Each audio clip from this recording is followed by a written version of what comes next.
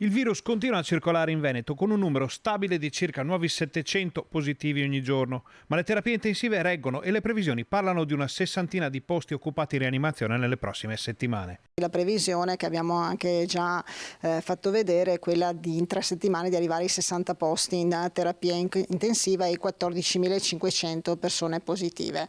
Un dei numeri tutto sommato che tengono, ma che ci fanno anche mettere in evidenza che il virus c'è e sta circolando, quindi dobbiamo assolutamente avere la massima attenzione. I dati dell'emergenza di questa settimana sono comunque buoni. Abbiamo un RT a 90 e un'incidenza 92,9 mi sembra sui 100.000 abitanti, il 5% delle terapie intensive e il 3% per quanto riguarda l'area non critica, quindi ancora abbondantemente in piena area bianca e lontani dall'area gialla fortunatamente. È chiaro che c'è l'avvio della scuola, quindi in preparativi, e la preoccupazione anche perché ci saranno molte più persone che circolano. Non c'è solo l'emergenza coronavirus da gestire nella Pedemontana, dove le attività della sanità proseguono anche su altri fronti.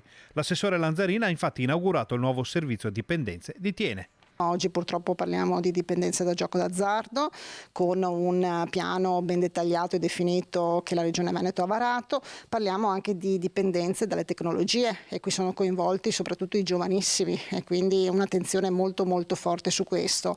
Locali nuovi all'interno del Boldrin in centro città, questo perché insomma si vuole effettivamente cercare di combattere lo stigma che dipendenze, salute mentale, disturbi di questo tipo debbano essere messi in periferia, alla marginalità.